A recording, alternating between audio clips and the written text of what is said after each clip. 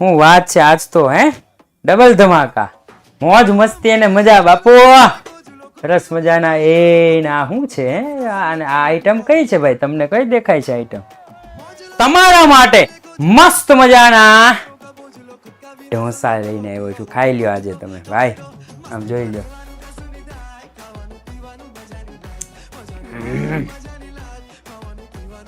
મસ્ત મજાના ઢોસા છે. આ હા હા હા હા એ ઉપર એને સરસ મજાની કોબી નાખેલી હોય ને અંદર એ મસાલો આપેલો હોય ને એની સાથે સાથે ચટણી હોય ને